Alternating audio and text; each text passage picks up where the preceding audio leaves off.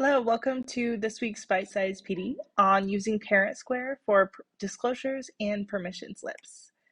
For our professional development norms today, we'll be committed, responsible, respectful, and safe. Things might look a little different since we are learning asynchronously today with this recording, but if you can find somewhere where you can focus or pause when you need a moment, those are good tips for trying to get the most out of an asynchronous PD. Everything we do in Canyon School District is aligned to our MTSS framework. This week, we're looking at disclosures, and with disclosures, they are a part of establishing and posting our rules and routines. We also use them to teach our rules and routines to students. They may be used later in the year to reinforce our rules or routines. So I think this behavior for establishing classroom PBIS is the best fit for our PD today. Today, you are learning how to provide forms such as disclosures and permission slips to families electronically. You will know that you are successful when you can create and share a form and view the results. Our agenda, we're going to talk a little bit about why to go digital with your forms. What is Parent Square? If you're not familiar, you can create a post with a form, parent view and comment, how to view submissions, and submit for a parent. So let's first look at why. First of all, with Parent Square, it provides equitable access to information. Parent Square will auto-translate your disclosure or permission slip into the preferred language of the family, and it does auto-translate into over 100 languages. It can save paper. Think about the number of students you have and how many class periods you have if you are a secondary teacher. Maybe you have 40 students, 6 class periods, and a 3-page disclosure. We're talking about 720 pieces of paper that are going out every term for disclosures. So we can save a lot of paper, but it can also save you time. I know when I was receiving disclosures, I would have to go through all of them and then keep track of which ones I had received and try to decipher handwriting in many instances to see whose parent had turned it in. And that can be a time-consuming process. With a couple of other advantages, it's less reliant on the student to take the paper home and bring it back, since this is delivered electronically to the parent via text or email or both. And then it automatically sends reminders for anyone who has not completed the form by the due date you send. So that can streamline this process of getting forms back in a timely manner. A couple limitations to be aware of with these digital forms through Parent Square.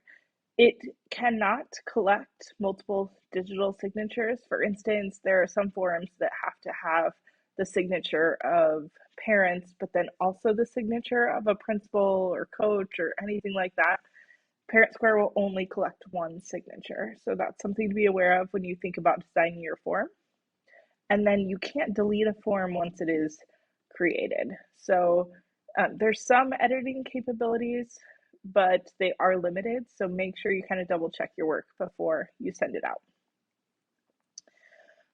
If you are not familiar with Parent Square, I'm not going to go into a lot of the basics today, but there are lots of resources on the Canyon's website.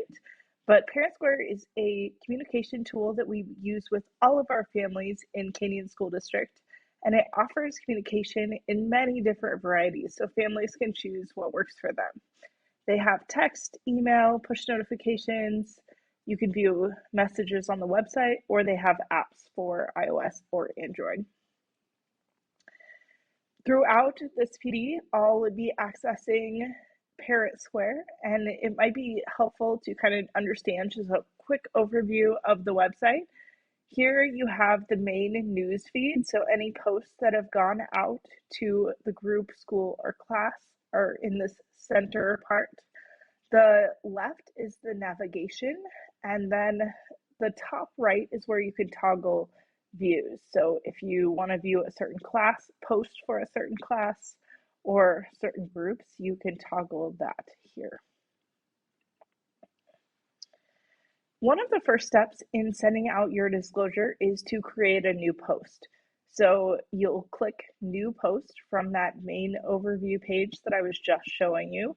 This screenshot is taken from the web version. However, many of the platforms look very similar, so you should be able to follow this even if you are creating your post from the app. When you are creating your form, you are going to go through these steps. It's very similar to any other post that you would send to your class. So one, you're going to go ahead and select your class or group.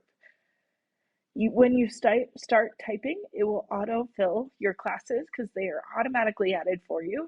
If you are an advisor for a group or a club that you have created, you can start typing the title of that group there. Now, that is a group that you would have created in Parent Square prior to sending this message.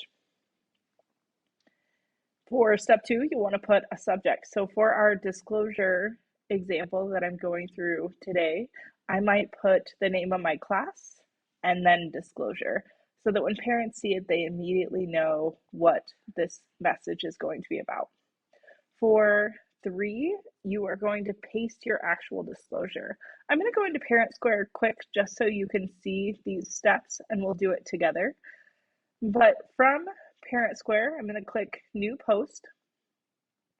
And here, this is where I could click on the grade that I want to message, or I can start typing the name of my group. Sometimes I wait until the last part to do this, just so I don't accidentally send a message that's incomplete. So I'll fill everything else out and then I'll come back and fill in the to section. Either one works. But I could do PE disclosure. And then here in the description, this is where I'm going to paste my entire disclosure. So here, I'm just in a Google Doc and I'm going to copy everything that I have. So we'll select everything. You can do your select all command if you'd like, and then paste it in. You'll see it does a pretty good job of putting in the information and keeping the formatting, but I would recommend that you take a minute to make sure that formatting looks correct from what you've copied and pasted and clean up any of that formatting that you need to. I would also make sure there's some statement at the bottom that notates that there's going to be a form. So I added, by signing, you are stating that you have read and agree to the terms of this disclosure statement. I did highlight that here in Parent Square just by going to the More text menu and then choosing a background color to bring it to the front of the attention for parents to make it a little bit easier. The next step, we are just going to click Form and Permissions from that left menu. When I click that, it opens up additional options below.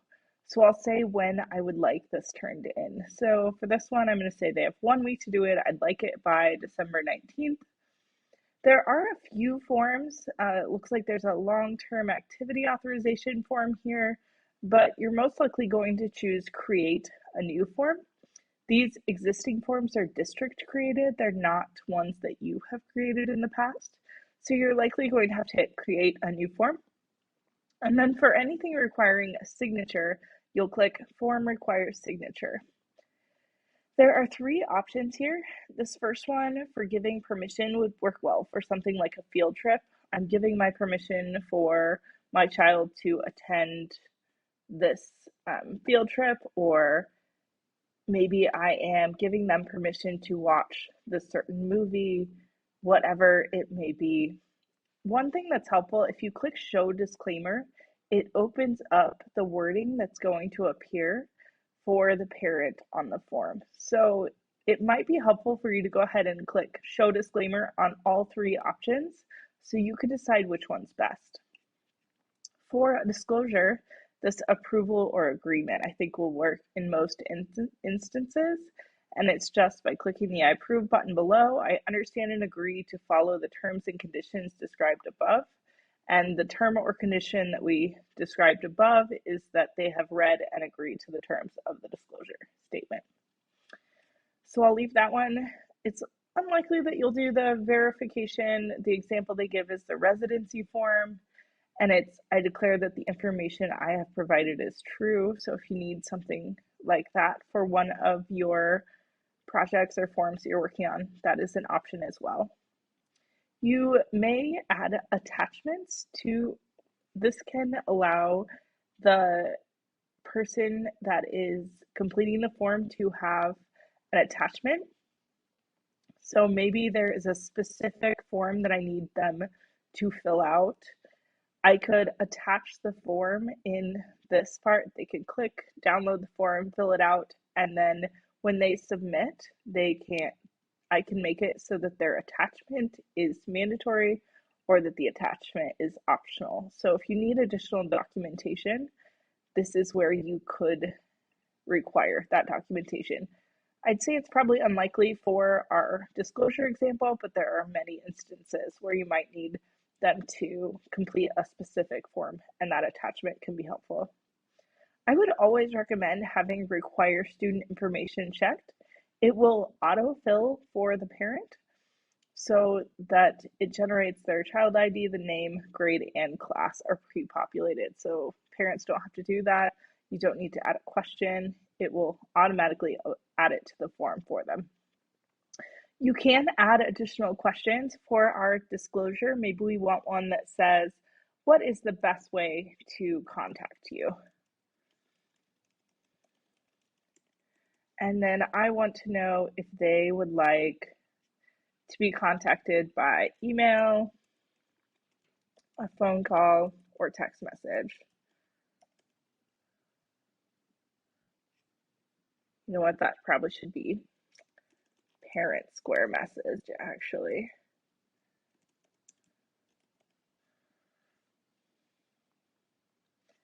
I could add another question that's more of a short answer or a paragraph that says, is there anything else that I need to know to better support your child in my class? Something like that. Make sure you pay attention to this required or not required. For this second example that I just gave, maybe I don't want to require it, so you can toggle that on and off. But if you are doing a select many or select one, you'll want to have one option per line to make that work. So once you are happy with all of that, we will determine when we want it to be sent.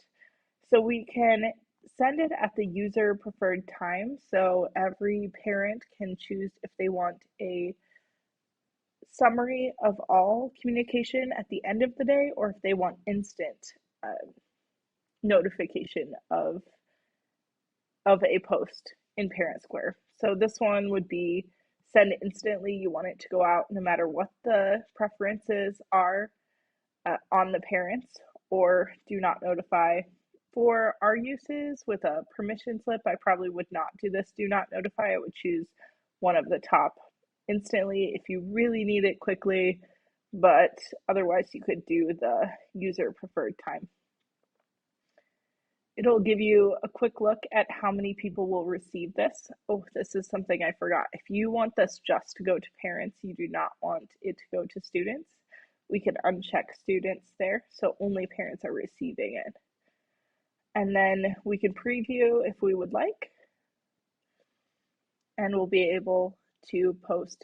It does allow you to send yourself a test if you want to see, but you'll see here's our disclosure, and then here's what it looks like for the form. Parents will need to choose which child it's for. You can see there's our question, and then this is where it auto-filled our information. So let's take a look at what this looks like for the parent on the parent side.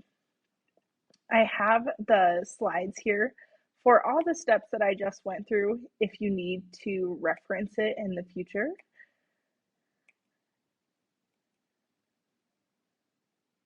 Real quick, as a time-saving tip, if you need to send a disclosure to multiple classes, rather than you completely redoing the disclosure every time, from that main page that has the news feed, I could find my post and then I can click on the gear and then choose duplicate.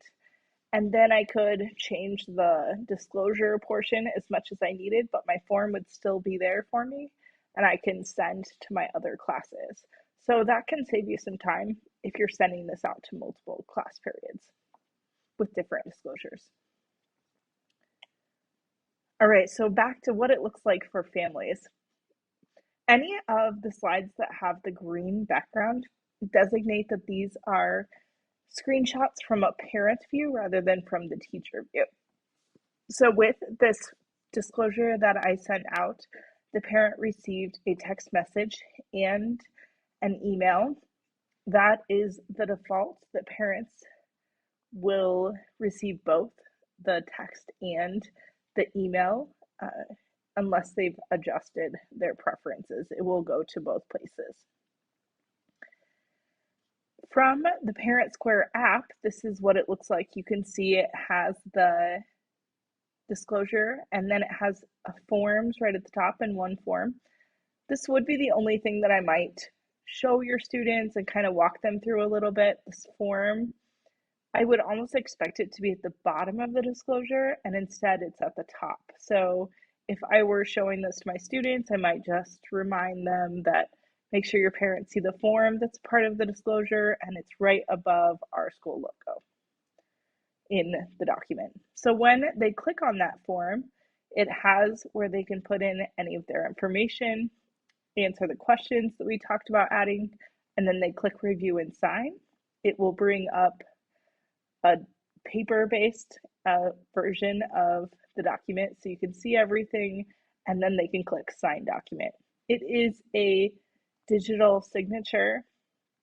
They will receive an email and a text message that there has been a signed document, and then that email gives them the opportunity to download their signed document so that they can have a copy if they would like. So it's very simple, easy, straightforward for the parents to quickly sign and review these forms.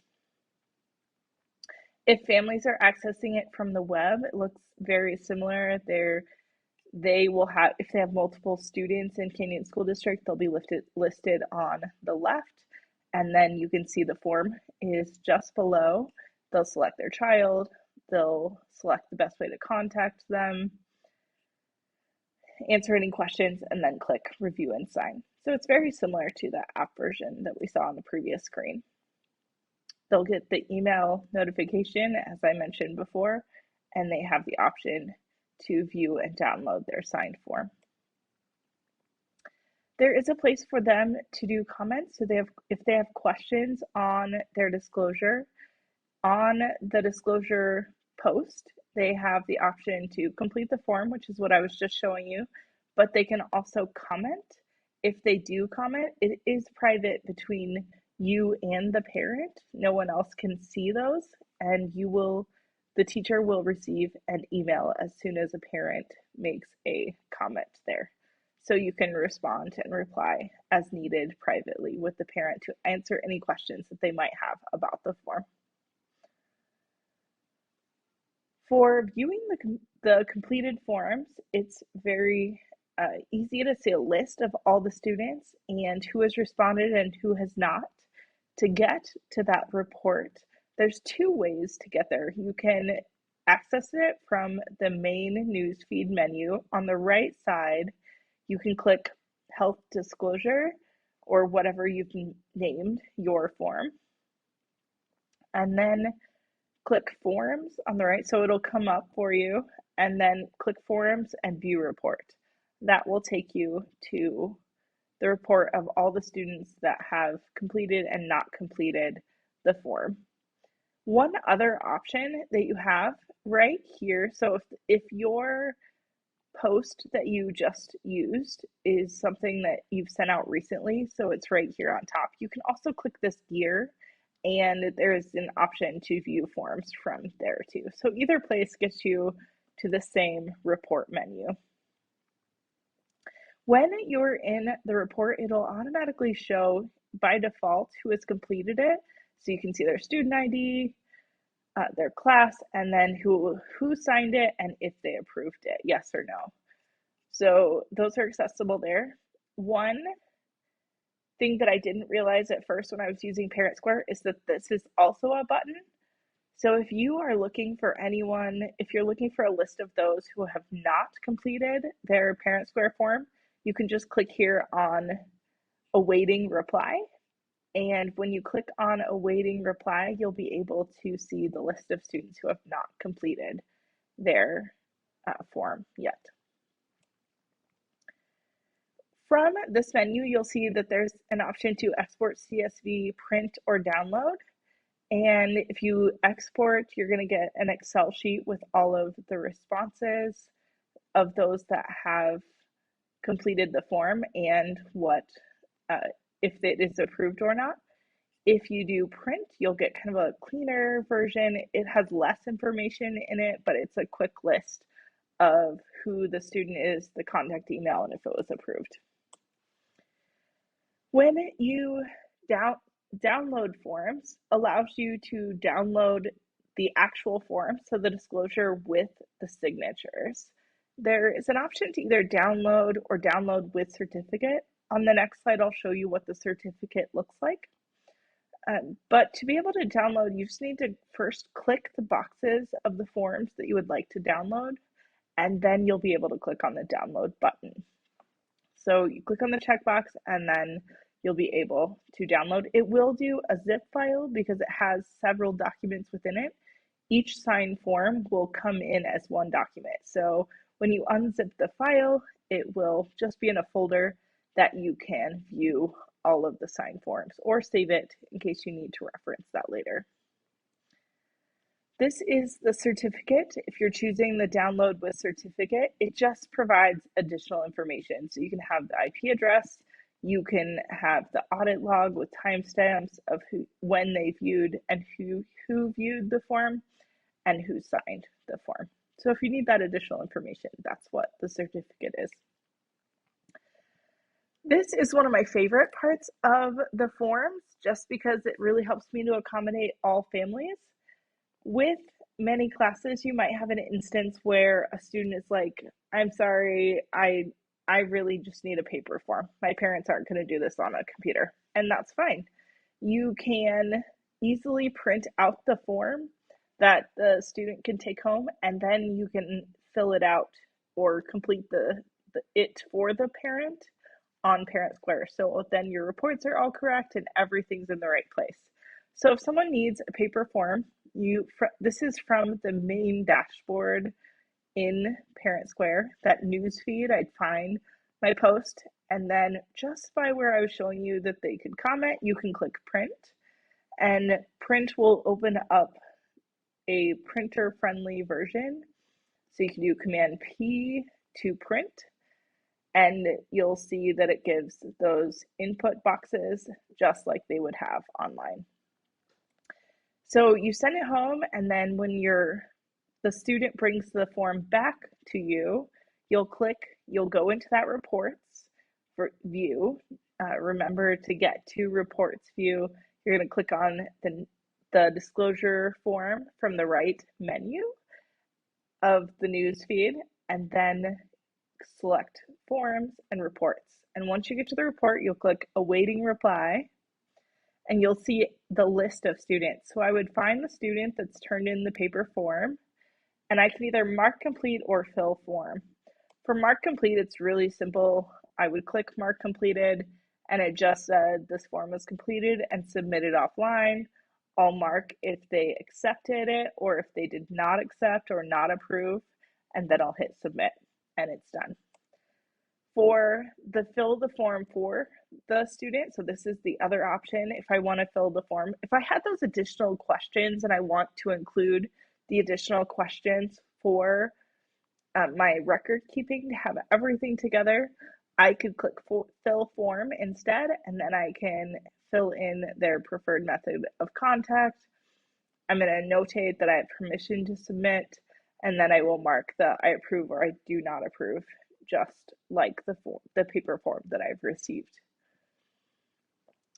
That is all we have for disclosures and permission slips on ParentSquare. Know that there are also capabilities to request volunteers or request donations of items for your classrooms.